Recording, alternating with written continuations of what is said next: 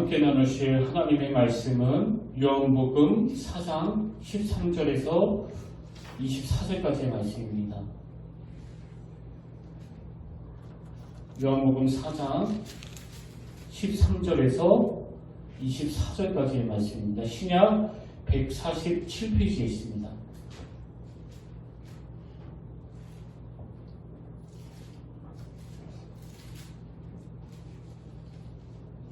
요한복음 4장 13절에서 24절까지의 말씀, 저와 여러분 한 절씩 교독하시고 마지막 24절은 다 같이 한 목소리로 봉독하시겠습니다. 예수께서 대답하여 이르시되 이 물을 마시는 자마다 다시 목마르려니와 내가 주는 물을 마시는 자는 영원히 목마르지 아니하리니 내가 주는 물은 그 속에서 영생하도록 솟아나는 샘물이 되리라. 여자가 이르되 주여 그런 물을 내게 주사 목마르지도 않고 또 여기 물 기르러 오지도 않게 하옵소서. 이르시되 가서 내 남편을 불러오라. 여자가 대답하여 이르되 나는 남편이 없나이다. 예수께서 이르시되 내가 남편이 없다 하는 말이 옳도다. 너에게 남편 5이 있었고 지금 있는 자도 내 남편이 아니니 내 말이 참되도다. 여자가 이르되 주여 내가 보니 선지자로소이다. 우리 조상들은 이 산에서 예배하였는데 당신들의 말은 예배할 곳이 예루살렘이니까 하더이다. 예수께서 이르시되 여자여 내 말을 믿으라. 이 산에서도 말고 예루살렘에서도 말고 너희가 아버지께 예배할 때가 이르리라. 너희가 알지 못하는 것을 예배하고 우리는 아는 것을 예배하노니 이는 구원의 유대인에게서 나리라. 아버지께 참되게 예배하는 자들은 영과 진리로 예배할 때가 오나니 곧 이때라. 아버지께서는 자기에게 이렇게 예배하는 자들을 찾으시느니라. 다 같이 읽겠습니다. 시작. 하나님은 영이시니 예배하는 자가 영과 진리로 예배할지니라. 아멘. 할렐루야. 반갑습니다. 우리 함께 인사 나누기로 원합니다. 참 잘 오셨습니다. 네, 반갑습니다. 오늘도 주님의 놀라운 은혜가 이 자리에 여러분 심령 속에 가득 넘치기를 진심으로 축복합니다. 오늘은 이 예배에 관련된 그 세 번째 설교로 제가 그 로이드 존슨 목사님의 그 책에서 발견한 글 하나를 읽어드리는 것으로 오늘 말씀을 시작하려고 하는데요. 내용이 이렇습니다. 기독교란 주님이 나타나시는 바로 그것입니다. 단조로운 일상 가운데서 갑자기 예상치도 못하게 놀랍게 주님이 우리를 만나주십니다. 그리고 우리의 삶과 시각을 송두리째 바꿔놓는 말씀을 주십니다. 우리가 전혀 생각지도 못했던 수준에 우리를 올려놓습니다. 저는 이 짧은 글을 읽으면서 지금 우리 교회가 추구하고 있는 이 예배 회복 운동의 핵심이 이 글 속에 다 담겨져 있다, 그런 생각을 하게 됐습니다. 그래서 제가 이 부분을 옮겨 적어가지고 한 주간 동안 참 많이 읽고 묵상하면서 시간을 보냈는데요. 좀 강조하는 차원에서 제가 다시 읽어드릴 텐데, 자, 화면을 보시면서 제가 어디다 액센트를 주면서 읽는지 한번 들어보시면 좋겠습니다. 단조로운 일상 가운데서 갑자기 예상치도 못하게 놀랍게 주님이 우리를 만나주십니다. 그리고 우리의 삶과 시각을 송두리째 바꿔놓는 말씀을 주십니다. 제가 주목하는 건 그 다음 내용이에요. 우리가 전혀 생각지도 못했던 수준에 우리를 올려놓으십니다. 저는 이게 예배라고 생각합니다. 그래서 주님께서는 우리가 예상하지 못한 어느 순간에 너무 놀랍게 우리의 삶과 시각을 한 번에 바꿔놓는 말씀을 주신다는 사실을 인식하면서 우리로 하여금 전혀 생각지도 못했던 수준에 올려놓으신다는 것을 기대하는 것. 이게 예배 회복 운동의 핵심입니다. 제가 가끔씩 청소년 사역을 하는 시절을 말씀드리는데요. 청소년 사역을 하면서 제가 한 건 딱 하나였습니다. 이 아이들에게 예배의 기쁨을 맛보게 하자. 이 예배가 인생에 얼마나 소중한 것인가, 이거 하나만을 전하면 내 역할은 충분하다. 그런 생각으로 제가 10년 동안 청소년 사역을 했는데요. 그 어린 중학생들이, 그 어린 고등학생들이 이 예배의 기쁨을 맛보기 시작하니까 모든 생활이 다 영향을 미치는 겁니다. 제가 몇 번 말씀드리지 않았습니까? 그 주간에 함께 나누었던 말씀들이 자기 삶에 어떤 영향을 미쳤는지를 그 단톡방에서 함께 나누기도 하고, 또 토요일만 되면 여기저기에서 아이들이 목사님, 시간이 왜 이렇게 안 가는지 모르겠습니다. 빨리 주일이 왔으면 좋겠습니다. 내일 예배가 기대가 되네요. 내일 예배가 기다려지네요. 이런 글들이 매 토요일마다 올라오고, 그런가 하면 그때 한 달에 한 번씩 그 청소년 찬양축제라는 것을 만들어서 진행했었는데요. 그 청소년 찬양축제가 끝나고 그 다음날 한 여학생이 보낸 문자를 저는 잊지를 못합니다. 남자친구랑 성관계를 갖고 임신을 하고 또 낙태를 하고, 그래서 이제 교회를 떠나게 되었는데 이 찬양축제를 통해서 예배 가운데 하나님을 만났습니다. 그리고 내 모든 죄들을 회개하고 하나님 앞에 회복되었습니다. 그 고등학생이 보내준 글이에요. 그래서 예배가 뭐냐? 그 어린 고등학생들이 성관계를 가지고 임신을 하고 낙태를 하고 그 죄책감에 휩싸여가지고 하나님이 나를 용서하지 않으실 거라고, 나 같은 하나님을 사랑하지 않으실 거라고 막 자책하며 교회를 떠나던 이 불쌍한 여학생을 완전히 회복시켜 주시는 능력, 이게 예배가 가진 능력이라는 겁니다. 그래서 지금 우리가 이 예배 회복 운동을 펼치자는 건요, 무슨 우리의 겉모습을 치장하는 게 아니에요. 바로 이런 어린 청소년들이 누웠던 이 예배에 대한 기대감, 이 기대감을 회복하자는 거거든요. 그런가 하면 이 여학생이 경험했던 이 예배의 능력을, 그래서 사탄이 끊임없이 우리를 죄책감을 가지고 공격하고 괴롭힐 때 이 예배의 능력을 경험한 사람은요, 거기에 휘둘리지 않습니다. 쓸데없는 소리 하지 마라. 나는 하나님 앞에 다 용서를 받았다. 그래서 제가 몇 주 전부터 계속 주보 뒷면에 다 줄여가지고 딱 3가지 신청사항만 올리지 않았습니까? 뭐 간단합니다. 시간을 점검하고, 복장을 체크하고, 예배틀을 돌아보자는 건데요. 먼저 시간을 어떻게 점검합니까? 예배 시작부터 참여하며 지각하지 않습니다. 그 다음에 예배 의식에 맞는 단정한 복장으로 예배드립니다. 최근에 제가 저희 누나 부부 이야기를 드렸잖아요. 비록 아무도 없는 곳에서 예배를 드리지만 딱 4식구만 예배를 드린다 할지라도 하나님 앞에서 경건한 복장을 갖추는 거. 그리고 3번째는 예배 태도를 점검하자는 겁니다.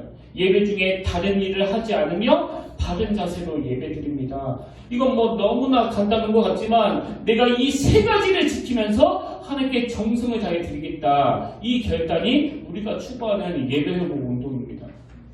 이런 의미에서 저는 오늘 본문이 너무나 소중한데요. 왜냐하니까 지금 예수님께서 그 수박성 여인을 만나주시는 그 내용 속에서 참 예배에서 어떤 역사가 일어나고 어떤 능력이 나타나는가를 너무나 느낄 수 있기 때문이에요. 여러분 다 아시지만 이 수박성 여인은 참 아픔이 많고 또 상처가 많은 여자 아닙니까? 남편의 사랑을 받을 수 없었고 또 건강한 가정을 만드는데 실패했고, 그리고 그것이 이 마음의 병으로 와가지고 대인기피증 증세까지 보이고 있는 그런 상황 아닙니까? 그리고 여러분 지금 예수님과 이 수박성 여인이 만났던 장소가 우물인데요. 그 당시 우물은요, 마을 사람들 간의 그 소통의 장소예요. 그 우리나라 50년대를 배경으로 한 영화 같은 데를 보면 그 개울가가 뭐 빨래만 하는 게 아니라 그 동네 아줌마들의 그 소통의 장소로 쓰이지 않았습니까? 이 우물가도 마찬가지예요. 제가 어느 자료를 보니까 그 당시 우물가는 그냥 물만 기르는 곳이 아니고 그 마을 사람들과 대화를 나누고 생각을 나누는 장소로 쓰였다. 그래서 마을에 많은 사람들이 물길로 와서 대화를 나누고 뭐 남편 흉도 보고 또 시댁 흉도 보고 이러면서 이제 회복을 하는 곳인데, 근데 중요한 건 그 당시 예수님이 이 여자를 만난 시간이 본문 6절에 보니까 제6시, 이거 우리로 치면 낮 12시입니다. 여러분 그 중동 사막 가장 뜨거운 낮 12시에 이 여자가 물길로 우물가를 찾은 이유는요, 뭐 딱 하나밖에 없습니다. 그때는 너무 뜨거워서 사람들이 물길로 안 오니까. 그래서 많은 학자들이 이 여인이 그 대인기피증 증세를 가지고 있었다고 분석하는데요. 그러나 여러분, 이렇게 문제가 많은 여인이지만 저는 오늘 본문에 나오는 이 여인에게서 담고 싶은 게 딱 하나 있습니다. 그게 뭐냐? 그건 바로 예배에 대한 관심이에요.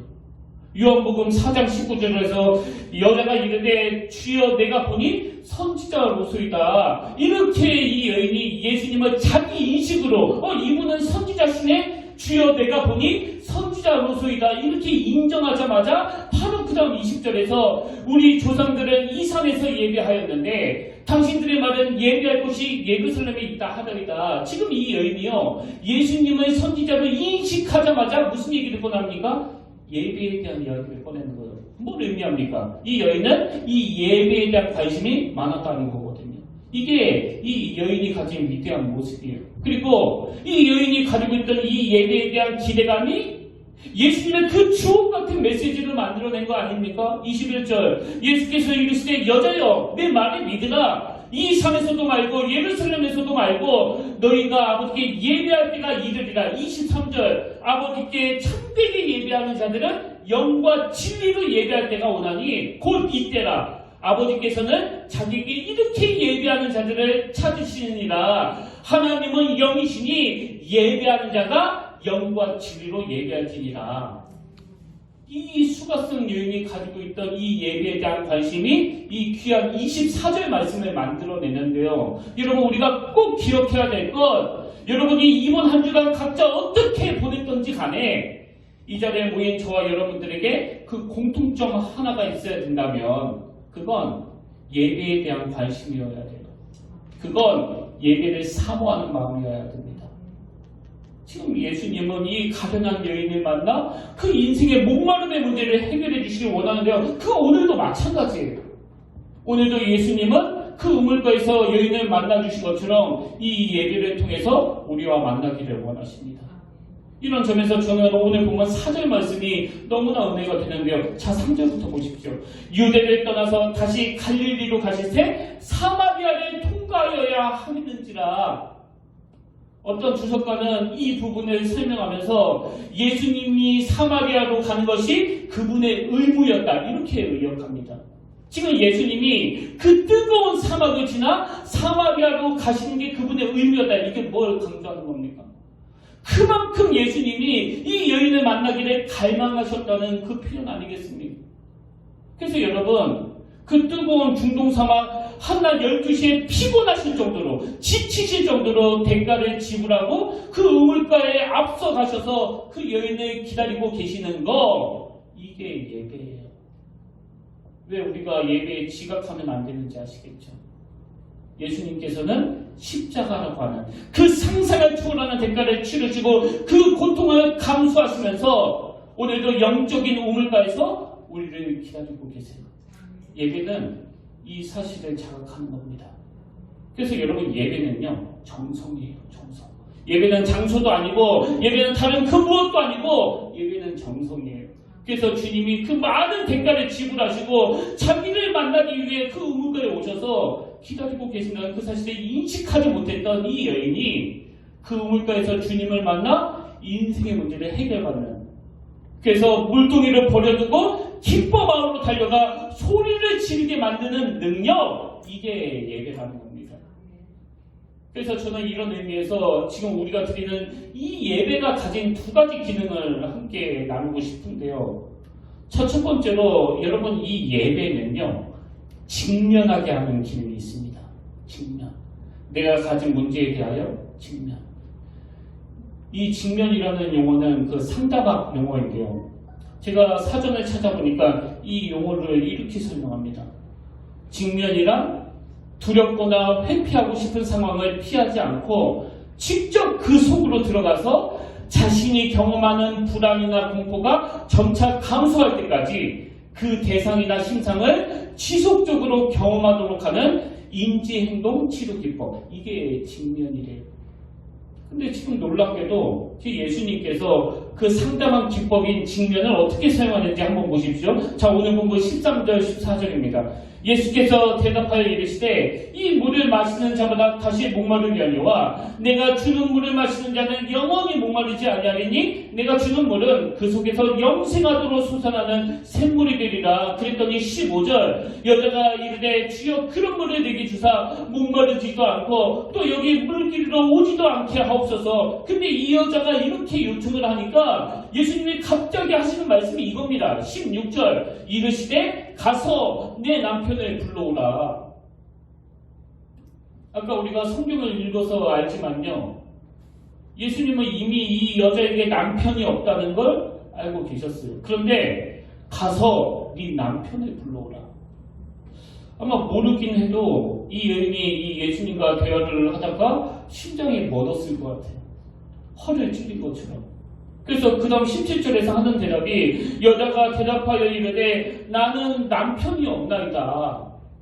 지금 예수님이 사용하시는 기법이 제가 그 심리학 사전에서 본 이 직면이에요. 직면. 내면에 숨기고 싶은 거, 꺼내고 싶지 않은 거, 기억하고 싶지 않은 거, 말하고 싶지 않은 거, 이걸 끄집어내시는 거예요. 이걸. 여러분, 왜 그 여인이 그 뜨거운 12시 다른 사람이 올 수 없는 그 상황에 물을 기르러 갔을까요? 사람을 대면하고 싶지 않은 거거든요. 왜? 물을까봐. 자기 치부가 드러날까봐. 남편은 무슨 일을 하세요? 자녀는 몇 명이나 되세요? 그래서 기피하고 있는 그 여인에게 예수님은 직면하게 하시는 거예요. 그래서 여러분 예배가 뭔지 아세요?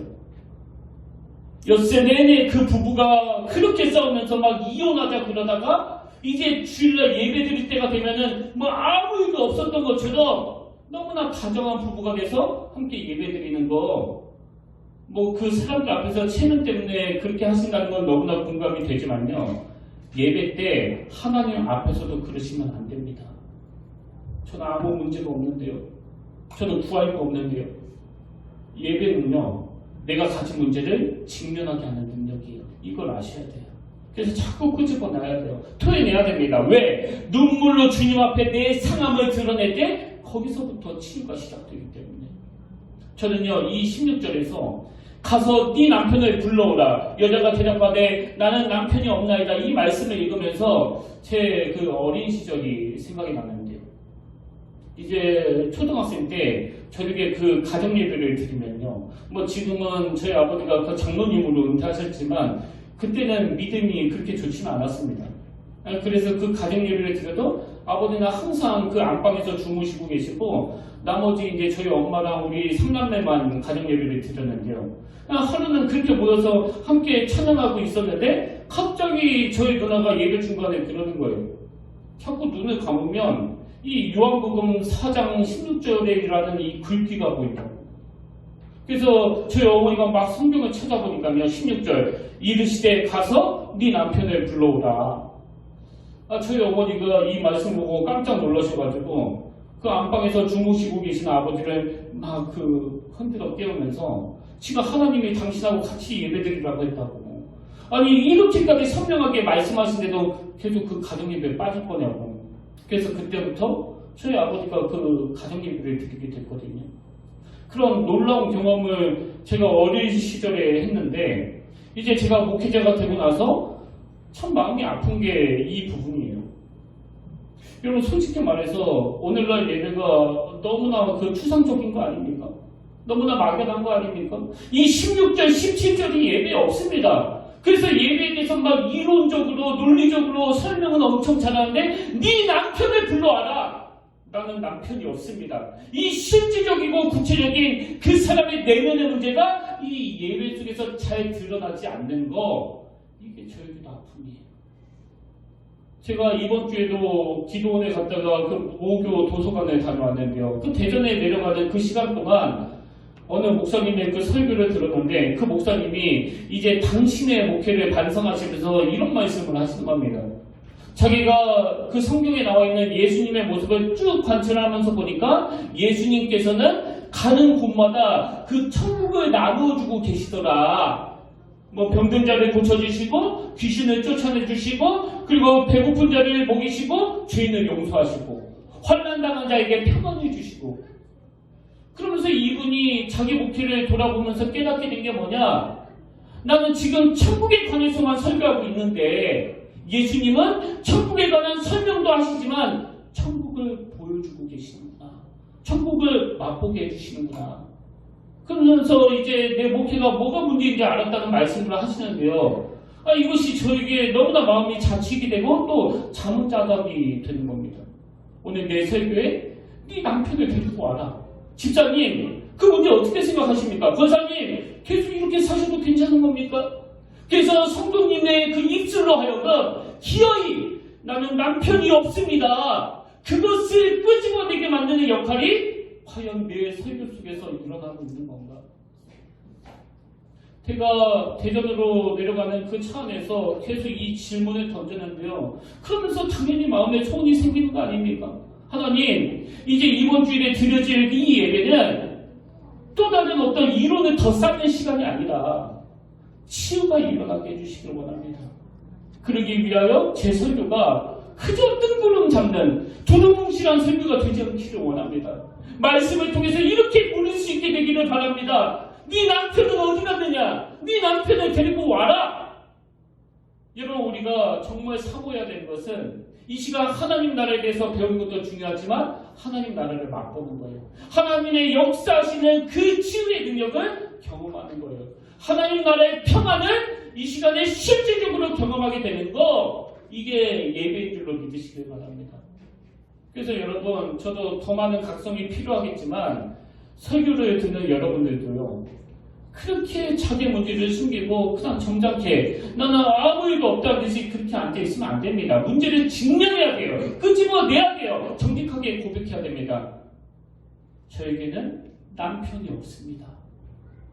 오늘도 예수님은 우리 내면의 문제를 다 끄집어내기를 원하세요.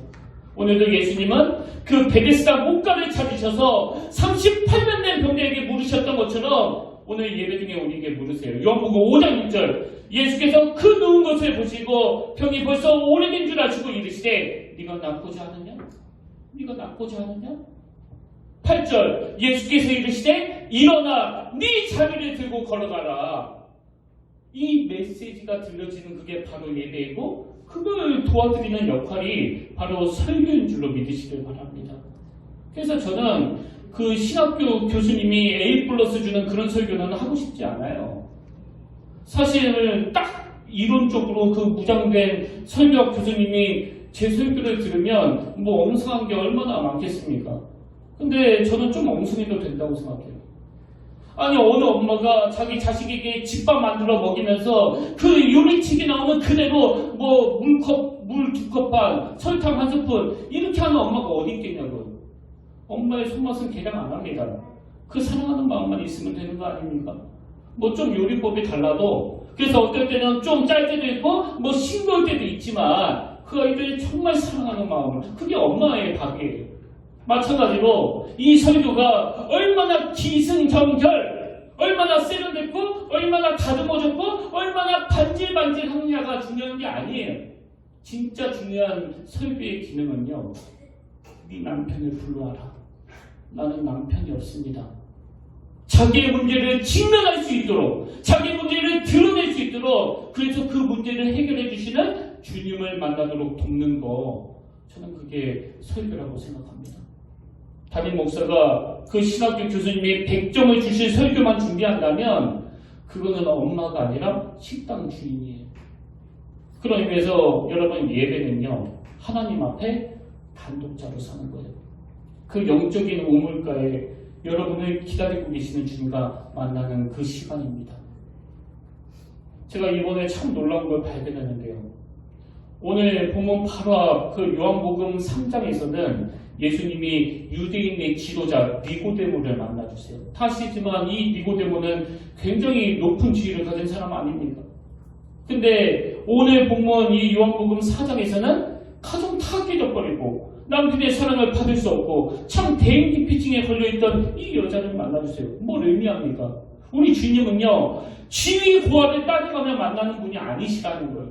그리고 제가 주님께 더 감동하는 게 뭔지 아십니까? 지금 좀 배웠다고 하는 그 니고데모에게는 주님이 굉장히 큰 걸 요구하세요. 요한복음 3장 5절, 예수께서 대답하시되 진실로 진실로 내게 이르노니 사람이 물과 성령으로 나지 아니하면 하나님의 나라에 들어갈 수 없느니라. 뭐 엄청난 걸 요구하고 계십니다. 근데 오늘 본문에 나오는 이 상처가 많은 수가성 여인에게는 뭐 요구하는 게 없으세요. 오히려 14절, 내가 너에게 영원히 목마르지 않는 생수를 마시게 해주겠다. 대하신 게 완전히 달라요.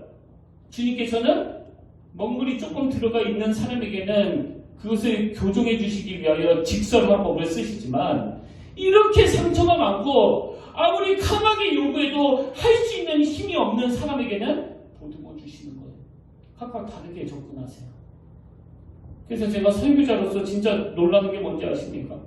똑같은 설교를 해도 어린아이는 어린아이대로 또 어른은 어른대로 누구에게는 하나님이 알기 쉽게 말씀해 주시고 또 누구에게는 하나님이 그 말씀을 완전히 다르게 들려주시고 그런가 하면 각자 처한 그 상황에 따라서 제가 그래서 최근에도 들었는데요. 지금 영상으로 예배를 드리시는 어느 권사님이 이런 말씀을 하시더라고요. 목사님, 우리 집에 CCTV를 설치한 것 같아요. 목사님이. 어쩜 그렇게 우리 집에 딱 맞는 말씀을 주세요. 무슨 큰일 할 소리를. 제가 그 CCTV를 설치한 게 아니고요. 그 역할을 하시는 분이 우리 하나님이세요. 여러분, 제가 어떻게 그 집 사정도 모르는데 목사님이 우리 집에 CCTV를 달았나 보네? 이게요, 신비예요, 신비. 그래서 제가 계속 강조하지만 예배는요, 단독자로 만나는 거예요. 오늘 가정에서 혼자 예배 드리시는 분, 오늘 차 안에서 혼자 예배 드리시는 분, 아무 걱정 마시길 바랍니다. 왜? 어차피 단독자로 만나주시기 때문에. 그래서 이 사실을 깨닫는다면 우리가 할 일은 하나예요. 하나님 앞에 부끄러워하지 말고 자기 내면의 문제를 드러내는 겁니다. 고백하는 거예요. 아버지, 나는 이렇게 추한 사람입니다. 나는 이렇게 부끄러운 사람입니다. 나는 이렇게 상처가 많은 사람입니다. 나는 남편의 사랑도 못 받는 사람입니다. 다 끄집어내는 거예요. 그리고 예배 시간에 그 문제를 직면하게 하시는 하나님을 만나는 겁니다. 그래서 여러분들이 늘 예배를 생각하면 이 직면이라는 단어를 머릿속에 담으셔야 되고요.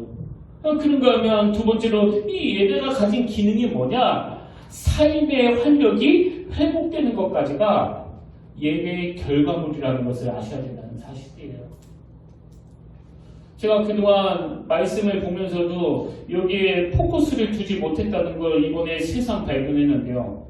오늘 본문에서 이 적극적인 사명자로 변신한 이 여인의 변화를 보십시오. 28절 여자가 물동이를 버려두고 동네로 들어가서 사람들에게 이르되 내가 행한 모든 일을 내게 말하는 사람을 와서 보라. 이는 그리스도가 아니냐니. 더 중요한 건 30절입니다. 결과 그들이 동네에서 나와 예수께로 오더라.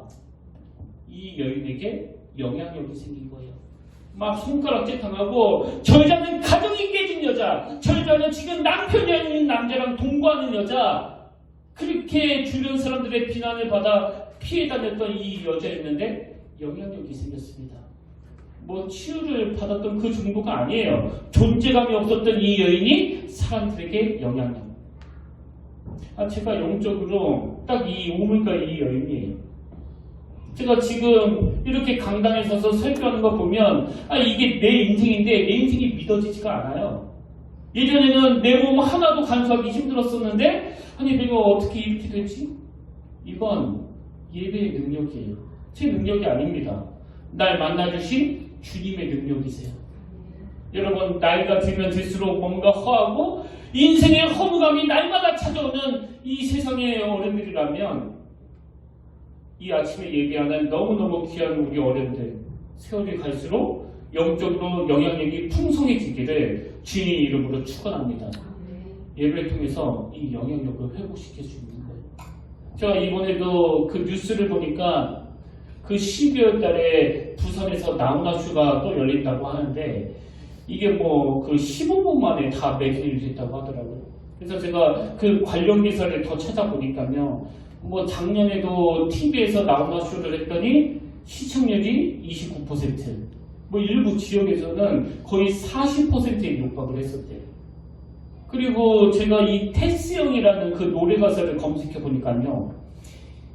테스형 이건 뭐 그 좀 코미디 같아요. 여기서 말하는 테스는 그 소크라테스랍니다. 테스형 세상이 왜 이래? 왜 이렇게 힘들어? 모든 신문이 다 이 내용을 다 다뤘더라고요. 이게 지금 힘들어하고 있는 그 사람들의 마음을 만져주는 가사라고 말하는데 테스형 세상이 왜 이래? 왜 이렇게 힘들어? 제가 어제 이 테스형 노래가 흘러나왔던 그 나훈아쇼가 떠올랐는데요. 여러분, 이 예배가 나훈아쇼입니까? 전국 30%에 가까운 국민들이 그것을 보고 테스형 맞아! 세상이 왜 이렇게 힘들어? 그게 그렇게 힐링이 되고 치유됐다고 해서 그게 예배입니까? 결과만 놓고 보면은요. 그렇게 전국 국민 중에 4명 중에 그 한 명이 이 나우나쇼를 봤다고 하더라도 거기에서 치유가 일어났을지는 모르지만 그 영향력은 생기지 않는 거 아닙니까? 뭐 조용필쇼 맨날 5만 명씩 모여가지고 4시간, 5시간 막 떼창을 하고 난리가 나는데요. 그렇게 하고 관중들이 싹 빠져나가면 아무 일도 일어나지 않는 그게 조용필쇼예요. 오늘 우리 예배가 나우나쇼하고 조용필쇼하고 비슷해서야 되겠습니까? 그저 난 위로를 받았어.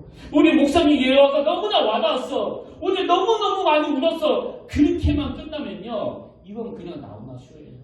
예배는 내가 얼마나 마음이 뜨거웠는지 몰라가 아니에요. 예배는 하나님을 만나 내 문제를 직면하는, 그리고 그 문제를 치유받아서 영향력이 회복되는. 그래서 제가 지난 목요일날 읽었던 그 문장이요, 기독교란 주님이 나타나시는 바로 그것입니다. 단조로운 일상 가운데 갑자기 예상치도 못하게 놀랍게 주님이 우리를 만나주십니다. 그리고 우리의 삶과 시각을 송두리째 바꿔놓는 말씀을 주십니다. 결론, 우리가 전혀 생각하지도 못했던 수준에 우리를 올려놓으십니다. 여러분이 전혀 생각하지 못하는 그 놀라운 수준으로 올려놓으시는 그 주님을 경험하지 못한다면 그건 나우나쇼지 예배가 아닙니다. 제가 종종 말씀드리잖아요. 저도 그 죄성을 가진 인간인지라 그 눈앞에 보이는 현실 때문에 이 마음의 두려움이 엄습할 때가 꽤 많이 있습니다.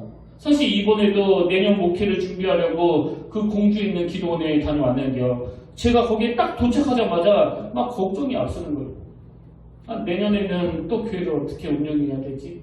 내년에는 또 어떤 말씀으로 설교를 해야 되지? 또 내년에는 또 성도님들에게 어떤 비전을 보여줘야 되지? 너무나 막막한 겁니다. 내가 할 수 있는 역량을 내가 너무나 잘 아니까 그 두려움이 막 몰려오더라고요. 근데 하나님께서는 그렇게 막막해 하던 저에게 이 로이드 존슨 목사님의 글을 통해서 이 교회를 운영하시는 분은, 오늘 예배를 주관하시는 분은 바로 하나님이시고, 그 예배 시간에 일하는 그 하나님의 은혜로 말미암아 회복된 우리가 그 우물가의 여인처럼 이 감격의 물꼬를 주변 사람들에게 계속 흘려보낼 때 하나님의 시선에서는 우리 교회가 결코 작은 교회가 아니라 하나님이 기뻐하시는 교회라는 것을 제가 깨닫게 된 거예요. 그래서 제가 내년에도 해야 될 일은요, 여전히 소탕 대시를 벌이는 것이고 나는 날마다 죽노라를 외치는 것이라고 생각합니다. 그런 의미에서 여러분, 여러분 모두가 다 내년에도 십자가 앞에서 다 죽는 길을 택할 때 부활하신 주님께서 우리를 다시 어떻게 살려주시는가를 경험하게 되실 줄로 믿습니다. 그래서 처음에는 참 답답한 마음으로, 참 두려운 마음으로 시작한 그 목회 계획이었지만요, 그 두려움이 변하여 전날의 한숨이 바뀌어 주님을 향한 찬양이 되게 하시는 그 은혜를 제가 월요일 새벽에 누리게 된 줄로 믿으시길 바랍니다. 결론을 이렇게 맺기를 원합니다. 여러분, 저는 우리 평택교회의 부흥은 예배 회복에 달려있다고 생각합니다. 그래서 지난주부터 제가 했던 이 기도를 오늘부터 여러분들도 하게 되시길 바라는데요. 하나님, 예배에 은혜 주시길 바랍니다. 이 예배가 수박성 여인이 경험했던 그 우물이 되기를 원합니다. 이 예배가 내 심령을 뒤집어 놓고 이 예배야말로 김호수 목사가 내년 목회를 두고 걱정하고 두려워하고 있을 때 그것을 완전한 기쁨으로 바꿔주시는 주님을 만나는 통로인 것을 깨닫게 하여 주시옵소서. 그래서 저는 제 마음에 두려움이 엄습할 때마다 빌립보서 1장 6절 말씀, 너희 안에서 착한 일을 시작하신 이가, 너희 안에서 착한 일을 시작하신 이가 그리스도 예수의 날까지 이루실 줄을 우리는 확신하노라.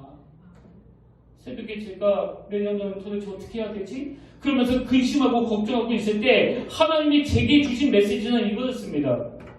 제가 신경 써야 되는 건 이게 잘 될까 안 될까에 대한 걱정이 아니고, 그건 하나님이 하실 일이고, 제가 신경 써야 되는 건 우리 평택교회가 하는 그 모든 일들이 하나님 보시기에 착한 일이 되기를 원합니다.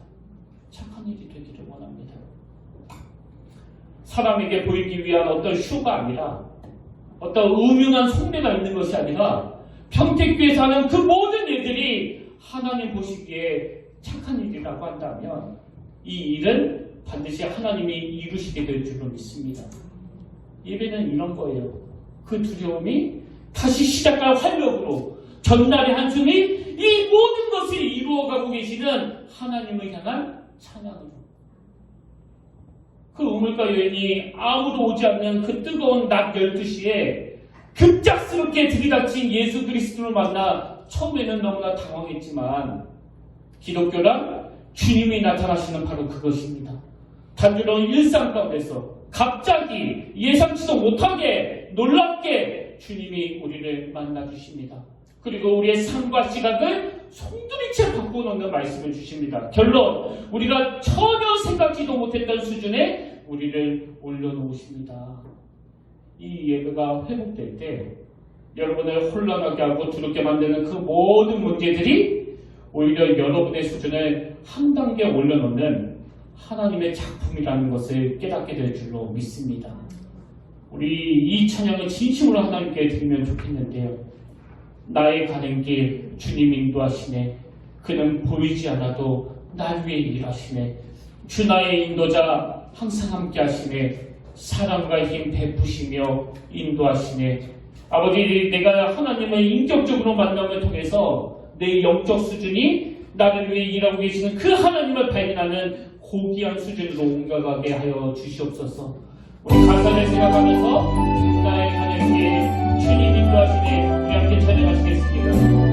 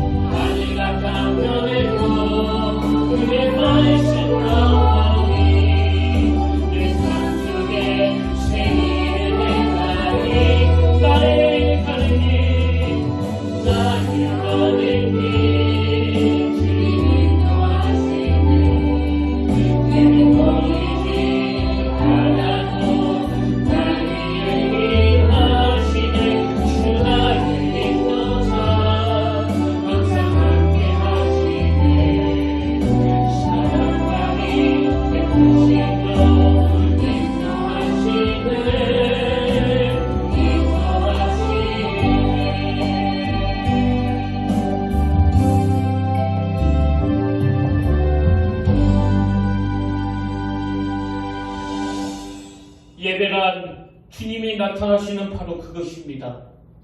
단조로운 일상 가운데서 갑자기 예상치도 못하게 놀랍게 주님이 우리를 만나 주십니다. 그리고 우리의 삶과 시각을 송두리째 바꿔놓는 말씀을 주십니다. 그래서 우리가 전혀 생각지도 못했던 수준에 우리를 올려놓으십니다. 하나님, 로이드 존슨 목사님에게만 이런 역사가 일어나는 것이 아니라 비천한 수락성 여행 같은 우리에게도 동일한 역사를 허락하신 줄로 믿습니다. 높은 자리에 있던 그 니고데모만 만나주신 주님이 아니시라.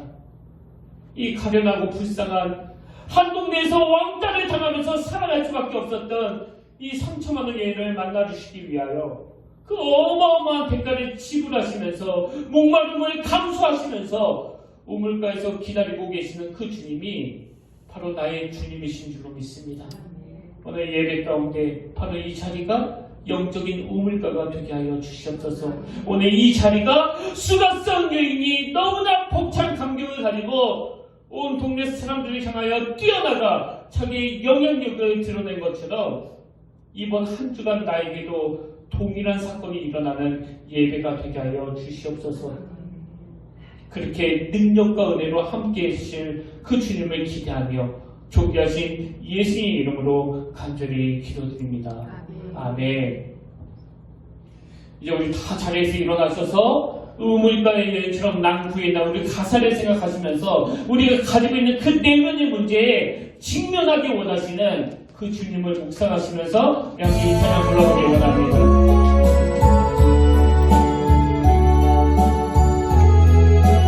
우물가의 여인처럼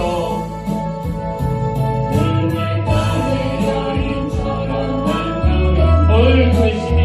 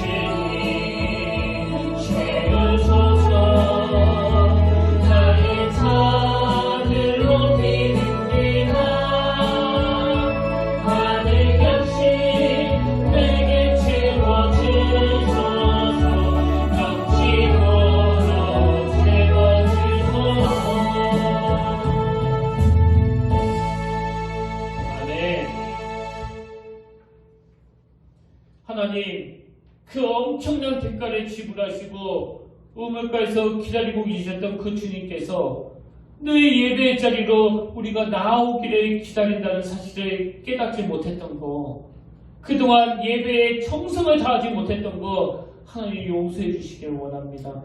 그런가 하면 이 예배야말로 너무나 단조로운 가운데 예상하지 못하게 너무나 갑자기 너무나 놀랍게 주님이 만나주시고 그 주님이 우리의 삶과 시각을 송두리째 바꿔놓는 말씀으로 오신다는 사실을 새롭게 인식하게 하시니 감사드립니다. 하나님 이 예배를 통해서 우리가 전혀 생각하지 못했던 수준에 올려주시는 그 주님을 기대하게 하시고 예수 믿는 우리가 예배자로 나가는 우리가 어제보다는 오늘이 오늘보다는 내일이 더 성숙하고 더 윤택하고 더 영향력 있는 존재가 되도록 이 예배가 살아나게 하여 주시옵소서. 예배를 통하여 치유함이 일어나고 예배를 통하여 사죄의 은총이 회복되며 우리를 자꾸 죄책감으로 몰고 가는 그 악한 원수 마귀의 공격을 막아내는 능력이 이 예배 가운데 일어나는 줄로 믿습니다. 그 모든 것들이 예배 가운데 능력으로 나타나게 하여 주시옵소서. 하나님 오늘 한 번 드린 이 예배로 말미암아 이번 한 주를 헛되이 살아낼 수 있는 능력을 공급받게 하여 주시옵소서.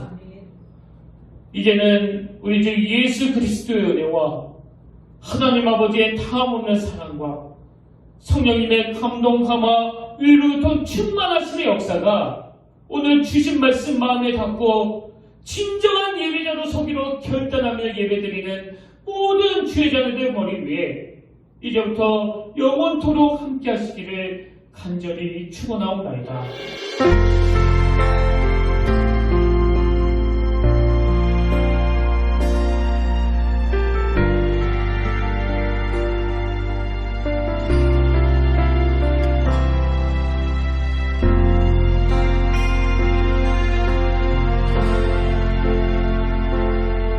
지금 서 있는 이곳에서 높임을 받으소서. 내가 밟는 땅 주님의 땅